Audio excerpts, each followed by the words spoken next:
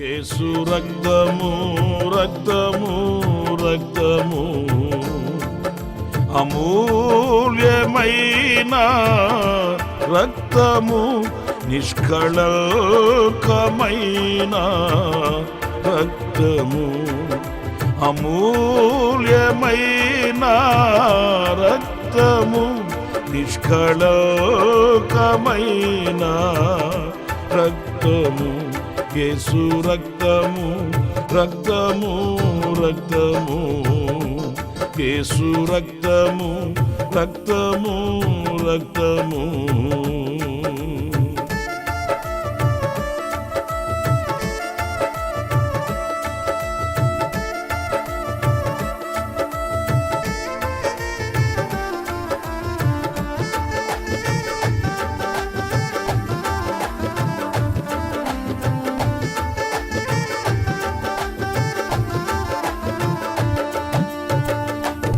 మన సాక్షిని శుద్ధి చేయును మన యేసయ్య రక్తము మన సాక్షిని శుద్ధి చేయును మన యేసయ్య రక్తము మన శిక్షను తొలగించెను సంహారమునే తప్పించెను మన శిక్షను తొలగించెను సంహారమునే తప్పించెను యేసు రక్తము రక్తము రక్తము యేసు రక్తము రక్తము రక్తము అమూల్యమైన రక్తము నిష్కళంకమైన రక్తము అమూల్యమైన రక్తము నిష్కళంకమైన రక్తము యేసు రక్తము రక్తము రక్తము యేసు రక్తము రక్తము రక్తము.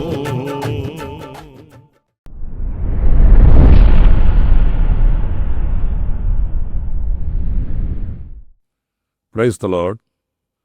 ప్రభు అయిన యేసుక్రీస్తు నామములో మీ అందరికీ మా హోసన్నా మినిస్ట్రీస్ తరపున హృదయపూర్వకమైన వందనాలు తెలియపరుస్తున్నాను.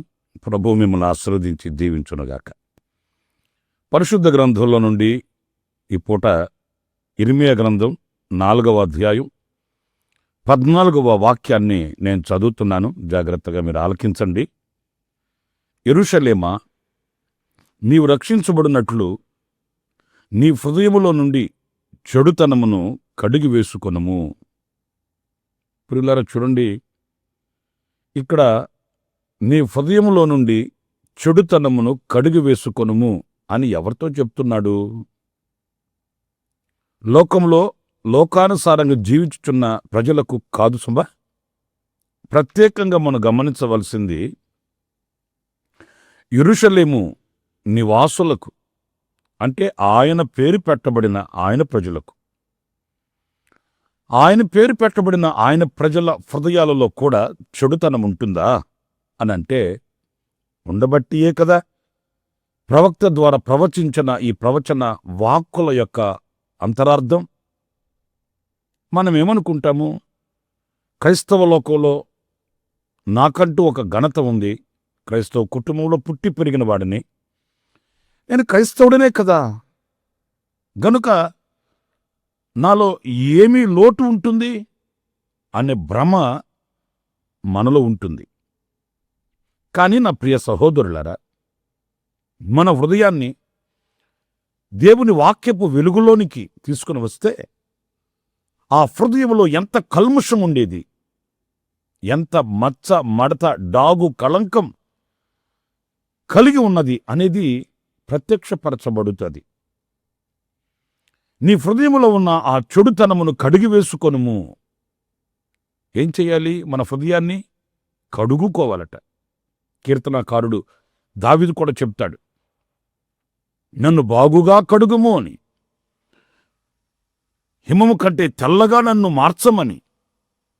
అది తమ హృదయము యొక్క మాలిన్యమును గ్రహించిన వ్యక్తి నోట వచ్చే మాటలు. అంతేకాని మనల్ని మనం మోసపరుచుకుంటూ నేను బాగానే ఉన్నాను, భక్తిగానే ఉన్నాను, పాటలు పాడుతున్నాను, దేవుని మందిరానికి వెళుతున్నాను అని సంబరపడినంత మాత్రాన కాదు, కానీ మన హృదయాన్ని వాక్యపు వెలుగులో మనం సరిచేసుకోవాలి, సరిచూసుకోవాలి. ప్రియులారా, మరి నీ హృదయంలో ఉన్న చెడుతనమును కడిగివేసుకొనుము అన్నప్పుడు ఇంకొక మాట మనం పరిశుద్ధ గ్రంథంలో చూడవలసి వస్తుంది. అది పరిశుద్ధుడైన పౌలు ఎఫెసు సంఘానికి పత్రిక రాస్తూ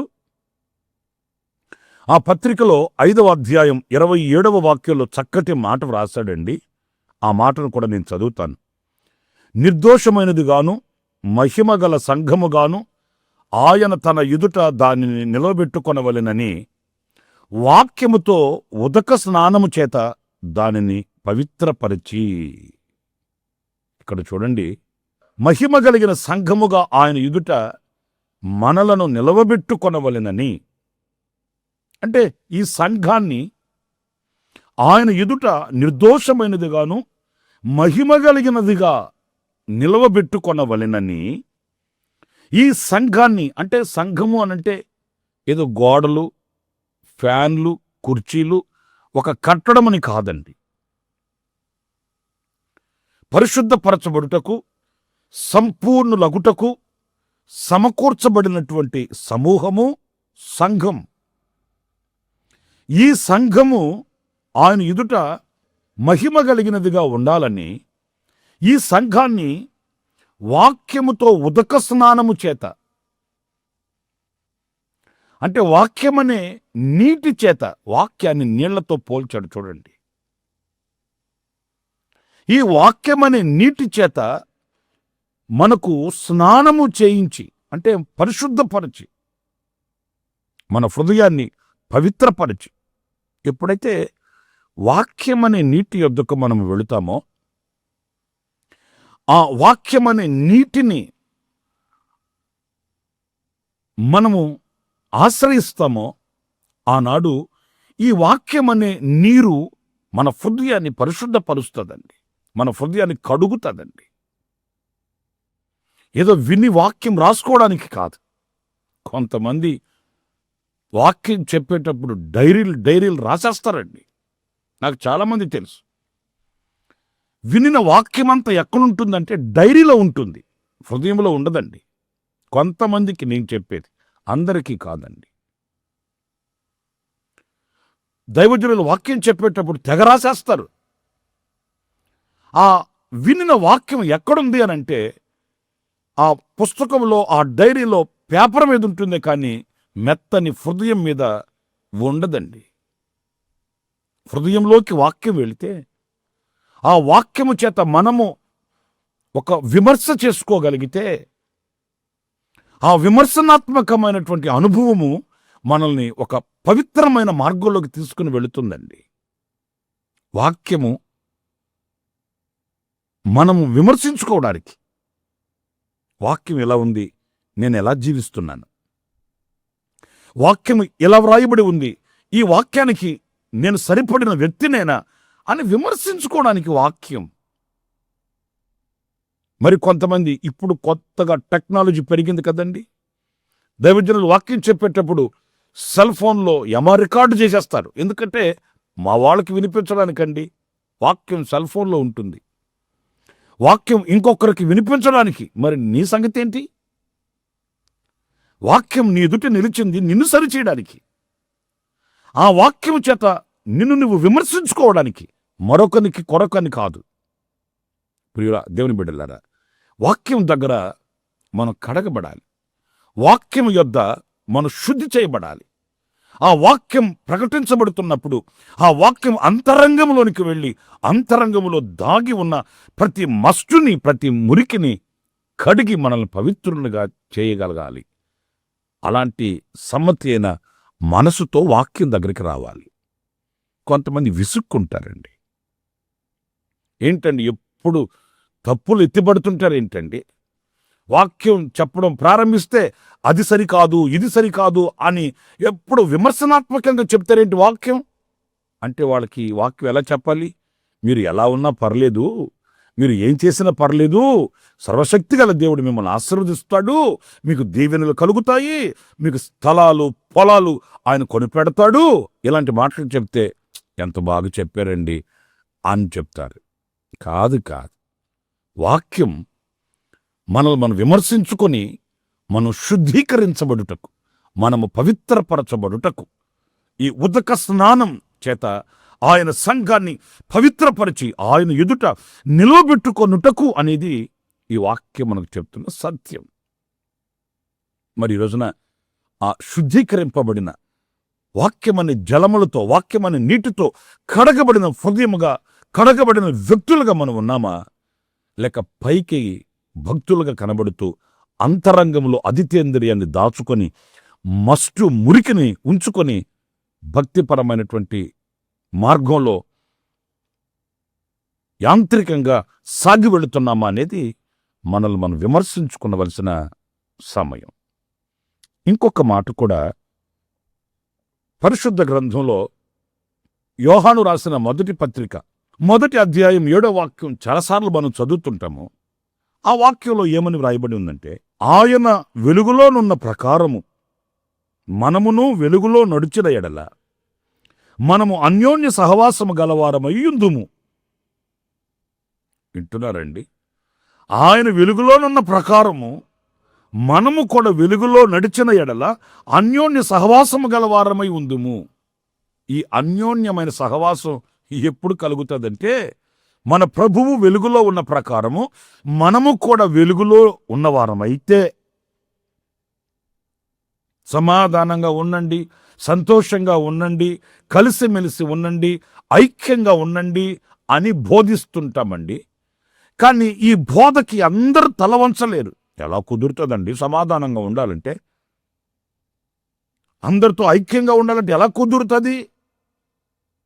వాళ్ళ కులం ఏంటి, మా కులం ఏంటి, వాళ్ళ మతం ఏంటి, మా మతం ఏంటి, వాళ్ళ వర్గం ఏంటి, మా వర్గం ఏంటి, మా స్టేటస్ ఎక్కడ, వాళ్ళ స్టేటస్ ఎక్కడండి?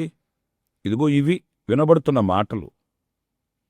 అయితే ఎవరు అన్యోన్య సహవాసం కలిగిన వారై ఉంటారు అనంటే, మన ప్రభువు వెలుగులో ఉన్న ప్రకారము ఎవరైతే ఈ వెలుగు సంబంధమైన బ్రతుకుతూ ఉంటారో వారు అన్యోన్య సహవాసము గలవారై ఉంటారట. అప్పుడు ఎప్పుడు వెలుగు సంబంధమైన బ్రతుకుతూ ఈ అన్యోన్యమైన సహవాసాన్ని కాపాడుకుంటున్నప్పుడు ఆయన కుమారుడైన యేసు రక్తము ప్రతి పాపము నుండి మనలను పవిత్రులుగా చేయును. యేసు రక్తం ప్రతి పాపము నుండి మనల్ని కడుగుతుంది. యేసు రక్తం ఎందుకు చిందించబడింది? యేసు రక్తం మనకు ఎందుకు అనుగ్రహింపబడింది? యేసు రక్తము చేత మనం ఎందుకు కడగబడాలి అనంటే, మన హృదయములో ఉన్న ఆ పాపం తొలగేటట్లు రక్తము చేత కడగబడాలి. రక్తం యేసుక్రీస్తు యొక్క ప్రశస్తమైన, పరిశుద్ధమైన, నిష్కళంకమైన రక్తము చేత మనం కడగబడాలండి. ఎందుకంటే ప్రతి స్వాభావికమైన గుణం రక్తంలో ఇమిడి ఉంటుంది. కొంచెం ఆలోచించండి. మనం ప్రత్యక్షపరిచే ప్రతి స్వాభావికమైన గుణం మన రక్తంలో ఉంటుందండి. తండ్రి ఎలా ప్రవర్తిస్తే కుమారుడు కూడా అలాగే ప్రవర్తిస్తుంటాడు. తండ్రి ఎలాంటి గుణగణములు కలిగిన వాడైతే కుమారుడు కూడా అదే గుణగణములు కలిగిన వాడై ఉంటాడు. ఎందుకని? తల్లిదండ్రుల రక్తాన్ని పంచుకొని పుట్టినవాడు గనుక తల్లి తండ్రి రక్తంలో ఏ గుణాలుంటే బిడ్డలో కూడా, కుమారునిలో కుమార్తెలో కూడా అవే గుణాలు వస్తాయి. ఎందుకంటే అది రక్తం. అంటే గుణము అనేది రక్తంలో ఉంది. ఈ రక్తంలో ఉన్న గుణగణాలని మార్చాలంటే మరొక పవిత్రమైన రక్తం కావాలి, పరిశుద్ధమైన రక్తం కావాలి, దైవత్వం కలిగిన గుణములు కలిగిన రక్తం కావాలి. ఆ రక్తమే పరిశుద్ధుడైన యేసు రక్తం. శరీర సంబంధమైన తండ్రి రక్తాన్ని మనం ఎలా పంచుకొని పుట్టామో అలాగే మన ప్రభువైన అయిన యేసుక్రీస్తు పరిశుద్ధుడైన తండ్రి యొక్క రక్తాన్ని కలిగిన వాడై, పరిశుద్ధమైన జన్మ కలిగిన వాడై, పరిశుద్ధమైనటువంటి దేవునిగా ఈ లోకానికి వచ్చాడు. ఆయన తన రక్తాన్ని కార్చాడు, చిందించాడు, మన రక్తాన్ని శుద్ధి చేయడానికి, మన రక్తములో ఉన్న పాపభూయిష్టమైన ఆ గుణగణాలలో మార్పును తీసుకుని రావడానికి, మనల్ని పవిత్రునిగా నిలబెట్టడానికి యేసుక్రీస్తు రక్తం కార్చాడు. ఆ రక్తంతో మనం కడగబడాలి. క్రైస్తవ కుటుంబంలో పుట్టి పెరిగినంత మాత్రాన కాదు, యేసుక్రీస్తు రక్తం చేత నువ్వు కడగబడిన వాడవు కావాలి. నా ప్రియమైన సహోదరులారా, అందుకే ఆ చెడుతనమును తొలగించుకోవడానికి, చెడుతనములో నుంచి బయటకు రావడానికి, కడగబడిన వారమై పవిత్రులుగా మార్చబడడానికి వాక్యమనే నీటి చేత మనం కడగబడాలి. రెండవది, పవిత్రమైన, పరిశుద్ధమైన, నిర్దోషమైన, నిష్కలంకమైన రక్తము చేత మనం కడగబడాలి. ఇంకొక చిన్న విషయం కూడా నేను మీకు జ్ఞాపకం చేస్తాను. పరిశుద్ధుడైన పౌలు కొరింథీ సంఘానికి వ్రాసిన మొదటి పత్రిక 6వ అధ్యాయము 11వ వాక్యం, మీలో కొందరు అట్టివారై ఉంటిరి గాని ప్రభువైన యేసుక్రీస్తు నామమును మన దేవుని ఆత్మ యందును మీరు కడగబడి పరిశుద్ధపరచబడిన వారై నీతిమంతులుగా తీర్చబడితిరి. పురులారా చూడండి, ఈ వాక్యంలో దేవుని ఆత్మ యందును మీరు కడుగబడి అంటే పరిశుద్ధమైన ఆత్మ, దేవుని ఆత్మ. ఈ పరిశుద్ధమైన దేవుని ఆత్మ మనలోనికి ప్రవేశించినప్పుడు, మన మీద కుమ్మరించబడినప్పుడు, ఈ పరిశుద్ధమైన దేవుని ఆత్మ మనల్ని పవిత్రునిగా చేస్తుంది, పరిశుద్ధులుగా చేస్తుంది. ఏది చీకటి, ఏది వెలుగు మనకు ప్రత్యక్షపరుస్తుంది. ఏది ఇరుకు, ఏది విశాలత మనకు ప్రత్యక్షపరుస్తుంది. మనకు మరొకరు బోధించవలసిన అవసరం లేదు. కానీ ఈ పరిశుద్ధమైన దేవుని ఆత్మ మనలో ఉన్నప్పుడు మనల్ని ఒక పవిత్రమైన, పరిశుద్ధమైన నడవడి కలిగిన వ్యక్తులుగా తీర్చిదిద్దుతుంది దేవుని ఆత్మ. ఎందరూ దేవుని ఆత్మ చేత నడిపింపబడుదురో వారందరూ దేవుని కుమారులు అవుతారట. వారందరూ ధన్యులవుతారట. వారంతా ఆయనను చూడగలిగిన ఒక యోగ్యత కలిగిన వారు అవుతారట. మరి ఈరోజున ఆ దేవుని ఆత్మ చేత మనం ముద్రింపబడి, ఆ దేవుని ఆత్మ చేత మనం నింపబడి, ఆ దేవుని ఆత్మను కలిగిన వారమై ఒక పవిత్రమైన, పరిశుద్ధమైన నడకను కలిగిన వారమై ఉంటున్నామా అనేది మనం ప్రశ్న వేసుకుంటే, ఈవేళ దేవుని ఆత్మను మనము పొందుకొని ఆ దేవుని ఆత్మచేత మనం నింపబడిన వారమై మనం పరిశుద్ధమైన జీవితాన్ని జీవించగలుగుతామండి. ప్రియులారా, ఒక చీకటి మనం గుర్తించాలంటే దానిని గుర్తించగలిగిన దృష్టి మనకు కావాలి. ఈ దృష్టిని కలిగించేదే పరిశుద్ధాత్మ దేవుడండి. ఆ పరిశుద్ధమైన దేవుని ఆత్మ మనలో ఉన్నప్పుడు, ఆ పరిశుద్ధమైన దేవుని ఆత్మ మనల్ని చేపట్టి నడిపిస్తుంది. తండ్రికి ప్రీతికరమైన మార్గంలో, తండ్రికి ఇష్టకరమైన మార్గంలో, ఆ తండ్రిని ప్రీతిపరిచే మార్గంలో పరిశుద్ధాత్ముడు మనల్ని నడిపిస్తాడు. అంతేకాదు, నడిచే శక్తిని కూడా ఇస్తాడు. యేసుక్రీస్తు ఆయన ఆరోహణమై వెళుతూ తన శిష్యులతో చెప్పింది అదే. యూదయ, సమరయ, గలిలయ ప్రాంతాలలో మీరు నాకు సాక్షులై ఉండున్నట్లు మీరు వెళ్ళి యెరూషలేముకు వెళ్ళి యెరూషలేమును విడువక కనిపెట్టి ప్రార్థన చేయండి, పరిశుద్ధాత్మ శక్తి పొందుకోండి అన్నాడు. ఈ పరిశుద్ధ ఆత్మ శక్తిని మనం పొందుకున్నప్పుడు సాక్షులుగా జీవించగలిగిన శక్తి మనకు కలుగుతుంది. ఆ శుద్ధీకరణ మనకు కలుగుతుంది. 3 విషయాలు మీతో చెప్తూ వచ్చాను. మన హృదయంలో ఉన్న చెడుతనమును కడిగివేసుకొనుటకు వాక్యమనే నీటితో మనం కడుగుకోవాలి. ఆ పరిశుద్ధుడైన యేసుక్రీస్తు రక్తము చేత మనం కడగబడాలి. దేవుని పరిశుద్ధమైన ఆత్మ చేత మనం కడగబడాలి. పవిత్రులమై, పరిశుద్ధులమై క్రీస్తు యేసు ఎదుట మనము నిర్దోషులముగాను మహిమ కలిగిన వారముగాను నిలుచువారముగా మనం సిద్ధపడాలి. అలాంటి కృప దేవుడు మనందరికీ అనుగ్రహించుగాక. ఆమేన్. తలలు వంచండి, చిన్న ప్రార్థన చేసుకుందాం. కృపా సత్య సంపూర్ణుడ జీవాధిపతి అయిన ప్రభువా, మీకు వందనాలు. నాయనా, మేము మా హృదయములోని చెడుతనమును కడిగివేసుకొనుటకు దేనిని ఆశ్రయించబడినో లేఖనాలలో నుంచి మేము తెలుసుకున్నాము. అవును, వాక్యమనే నీటి యొద్దకి, మీరు సిలువలో కార్చిన ప్రశస్తమైన పరిశుద్ధమైన రక్తము యొద్దకి, మీరు పంపిన పరిశుద్ధమైన ఆత్మ యొద్దకు మేము సమీపించి పరిశుద్ధపరచబడిన వారమై నిర్దోషులముగాను మహిమ కలిగిన సంఘముగా మేము మీ ఎదుట నిలుచుటకు మీరు మాకు కృపను అనుగ్రహించి నడిపించమని మమ్మల్ని ఒక్కొక్కరిని మీ చేతులు సమర్పించుకుంటూ యేసు ప్రశస్త నామములో ప్రార్థన చేసి వేడుకొనుచున్నాను తండ్రి. ఆమేన్. ప్రభు మిమ్మల్ని దీవించి ఆశీర్వదించునుగాక. ఈ దినమంతా విశేషమైన కృప నా దేవుడు మీకు సమృద్ధిగా అనుగ్రహించుగాక. ఆమేన్. ప్రతిదినము ఈ అనుదిన కృపాను సందేశముల కొరకు, ఇంకా మరిన్ని ఆత్మ సంబంధమైన సందేశాల కొరకు ఈ మా యూట్యూబ్ ఛానల్ ను సబ్స్క్రైబ్ చేసుకోండి. Pastor Ramesh hosanna ministries.